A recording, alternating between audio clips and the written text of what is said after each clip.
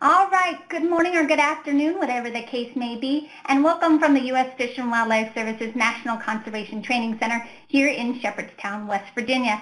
My name is Shana Carney, and I'd like to welcome you to today's broadcast of the Safeguarding Wildlife from Climate Change web conference series. This series is sponsored jointly with our colleagues at the National Wildlife Federation, and today's webinar will highlight an innovative riparian planting and restoration decision support tool funded by the Appalachian Landscape Conservation Cooperative that's now available to the conservation community. So with that, let's go ahead and get started. I'll go ahead and turn it over to Naomi Edelson, Director of State and Federal Partnerships at the National Wildlife Federation, who will be introducing our speaker today. Naomi? Thank you. We're very pleased to have Jessica Rhodes join us today. She is a fish and wildlife biologist for the U.S. Fish and Wildlife Service in a joint position with the Appalachian LCC and the Partners in Fish and Wildlife Services Partners for Fish and Wildlife Program. Sounds really great, joint position. She began in 2002 as a student with the Fish and Wildlife Services Pennsylvania Field Office through the Student Career Experience Program. And then she went on and got her bachelor's in Fish and Wildlife from Penn State in 2004. And then in 2005, she transferred over to the Virginia Ecological Services Field Office of Fish and Wildlife Service in the Partners for Fish and Wildlife Program. She then came to the Appalachian LCC very recently, just in December of 2014. She's finished her master's degree in Geographic Information Systems, or GIS as we call it, from Penn State, and she continues to work on her GIS skills. And we're very, very pleased to have her lead the webinar today to talk about innovative riparian planting and restoration decision support tool, which has been funded by the Appalachian Landscape Conservation Cooperative and is now going to be available for all of us in the conservation community. So Jessica, we really appreciate your time, and I look forward to learning more about the tool you've helped create. Thank you. Thank you. So hi, this is Jessica, and today, like I said, we're going to discuss this tool that has been developed, and it's an innovative web-based tool which, as said, was funded by the Appalachian LCC and developed by researchers from the U.S. Forest Service and the University of Massachusetts.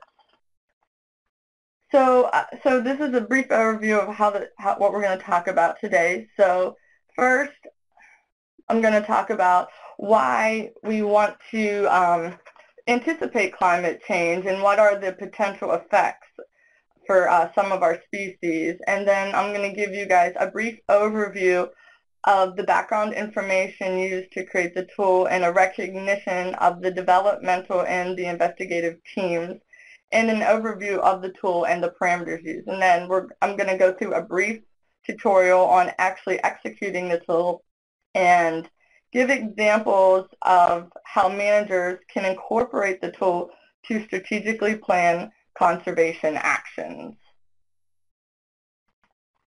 So this slide here shows some results from a study that was conducted by North Carolina State University, and it displays the change in average temperatures that have occurred over the last century. And these are based on straight line projections. So if temperatures keep increasing at the same rate that has been historically, this is where we expect to be by the year 2080. So these represent the number of weeks for the entire week that the temperature went over 100 degrees Fahrenheit. And you can see in the upper right-hand corner of this slide, the darker the red, the more weeks that we met this criteria. So you can see in the 1970s, there wasn't a lot of the country. You have Texas and California that had a lot of these. But by 2080, you can see the significant difference that is expected to occur based on these projections. And so the implications of this are a major concern to aquatic systems. Riparian zones are likely to face dramatic changes as a result of this increase. And as a way to anticipate and plan for climate change effects, landscape conservation cooperatives, otherwise known as LCCs, were first envisioned through an order issued by Department of Interior Secretary Salazar in 2009. And this order issued the department to establish these networks to address climate change impacts and help to craft practical landscape level strategies. And this is really important because the effects of climate change are well beyond anything we have dealt with before, so we must work jointly with our partners to ensure conservation success. As I mentioned, we expect increased temperatures as a result of climate change, and this is really a major concern in the eastern U.S. and is a very likely threat to the persistence of a lot of the cold water dependent species. And the eastern brook trout is one of these species specifically, and we consider this a sentinel species. So they serve sort of like the aquatic version of the canary in a coal mine, so we would expect to see effects on the brook trout population before other species that may inhabit similar areas. Temperature is a primary constraint on these species. So in addition to brook trout being an important sentinel species, they also serve as a valuable recreational resource. And this is important because this can be used as an incentive for private landowners to voluntarily take conservation action. And some of these conservation actions include stream bank fencing to help exclude livestock from a waterway, stream channel restoration, riparian corridor establishment, or putting their land under conservation easements. And the decline of brook trout serves as a warning about the health of local waterways and the lands which drain them. More than a century of declining brook trout populations have already led to a loss of economic revenue and recreational fishing opportunities. And even more important, there are models based on simple relationship between stream and air temperatures which predict the possible extirpation of brook trout in the southern Appalachian region. As I mentioned, brook trout are definitely vulnerable to some of the impacts of climate change. And so you can see from the assessment of brook trout populations that they have already been severely affected over the last 200 years. So only 31% of the subwatersheds that originally contained brook trout habitat still have greater than 50% of their original habitat intact. And with this map in the upper right-hand corner of the slide, you can see the areas in green are those areas that are in fact intact at this time. 35% of the subwatersheds that originally contained brook trout habitat only have less than 50% of that original habitat still intact. And then at least 28% of the subwatersheds that originally contained brook trout, the brook trout have been extirpated from those watersheds. And you can see that in the gray areas of the map. So this is a species that we're already seeing impacts associated with the temperature increases. So now I want to talk to you some about how the background information that was used and to acknowledge the team and talk about a little bit about how the tool, what the criteria are in the tool. So there are three main management responses that I wanted to talk about. These include protection, and this involves maintaining existing habitat where the species is currently located. So these would be the watersheds where the brook trout is still in at least 50% of the original habitat. There are also areas where we would reconnect habitat, and these include things such as dam removal, installation of fish passage. This would be in areas where the brook trout populations are currently reduced. And the goal in these areas would be to increase the presence of already existing populations. So reconnecting these populations and restoring habitat access creates more climate resilient populations and habitat. There are also areas where we would focus restoration efforts. And these would be in subwatersheds where brook trout populations have been extirpated. So the goal would be to create favorable habitat conditions so that brook trout would once again be able to inhabit these areas. So a combination of these three strategies will help to increase the resiliency of populations throughout their range. As I mentioned, streams vary considerably in their sensitivity to increased air temperatures. Resilient streams are really important because they can help provide refugia for cold water species. And a major determinant among stream variation in both current and predicted future temperature regimes is the direct exposure to sunlight, and this is also known as solar gain. And solar gain is composed of two components. It's composed of geography, which includes things such as aspect, elevation, topography, and also the extent to which streams are shaded by riparian vegetation. So this would be your percent canopy cover. And so while managers cannot change the geography, they can directly influence solar gain to streams by restoring riparian shade through the restoration of the riparian corridors, planting trees, and doing those activities.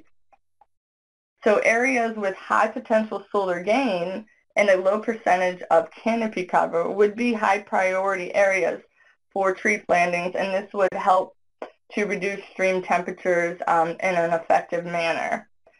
As an example of how stream shading and the efficacy of these actions can help alleviate these increases, in a controlled experiment, artificial shading of 800 meters of a stream actually reduced the summer stream temperatures by 2 degrees Celsius for over a mile.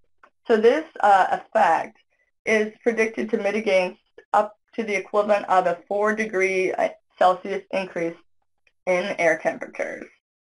So selecting and prioritizing restoration projects that maximize limited restoration dollars has been a challenge due to the lack of prioritization tools at the appropriate scale. Restoration efforts that contribute to climate change resiliency are also important as demands are made for agencies to identify how their activities foster adaptation to a changing climate. To help fill the needs of developing these tools, the Riparian Prioritization for Climate Change Resilience web-based support tool was developed. And so, as I mentioned, this tool is a user-friendly web-based tool to identify priority areas for riparian restoration in the context of predicted climate change, and most importantly, and this is at an appropriate scale that deemed by practitioners. So different managers will have the ability to create their user-determined scale, and this was a very important component of the project. So this tool analyzes riparian corridors, and these are defined as areas within 100 meters of a stream centerline, and the stream layer that was used was from the National Hydrologic Data Set. This tool has been incorporated into open source data layers and is currently served on the Appalachian LCC portal. And this, we also call this the GeoNode.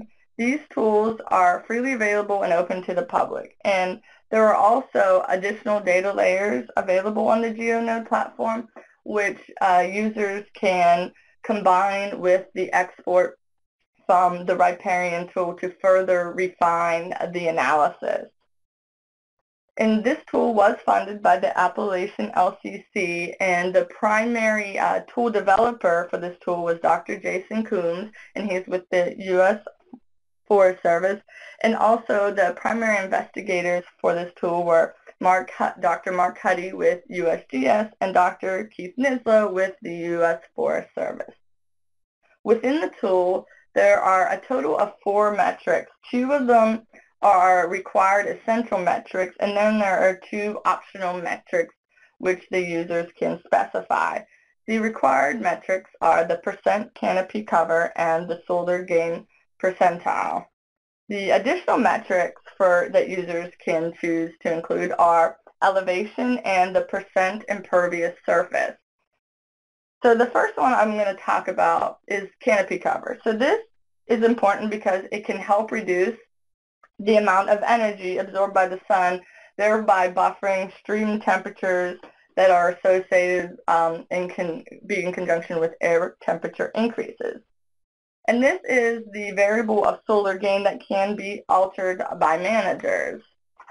A general guideline for the percent canopy cover of established riparian buffers is about 70%. Mitigation banks can require approximately 30% in the first years, and others consider 25% a good initial level. After these, canopy cover will generally fill in to desired values as time progresses. So thinking of these parameters and what managers want to include are important when you're getting ready to run the tool. So just think about the desired levels. The next metric that I was going to discuss is elevation, and this is one of the optional parameters. And this metric can further refine areas by eliminating areas below a certain elevation, and this can be an important component for species such as brook trout, which tends to be elevation restricted. Typically, you don't see them below certain elevations, so you would not want to include these in your prioritization. The other required metric is solar gain, and solar gain values are originally in a raw format, which are kind of difficult to interpret. So for the tool, these values were actually converted to a percentile. So when you put this parameter in, you're putting it, say the default is actually 70%. So you're saying that cell is with the 70th percentile of solar gain. So you can think about that when you're deciding which number you want to input. The final parameter that was included in the tool is the percent impervious surface. So percent impervious surface can cause some water quality impacts if it gets above a certain level. And generally you see impacts to water quality at about 10 to 15%. Above 10%, there's almost always a measurable loss of water quality. And between 10 to 25%, water quality impacts increase. And a lot of these watersheds, pollution and flooding are both evident. Above 25% impervious cover, water quality impacts can be so severe that it might not be possible to restore water quality to pre-existing conditions. So you have some general guidelines that you can use to look at, and so that you can choose at what level you want to include those areas in the analysis.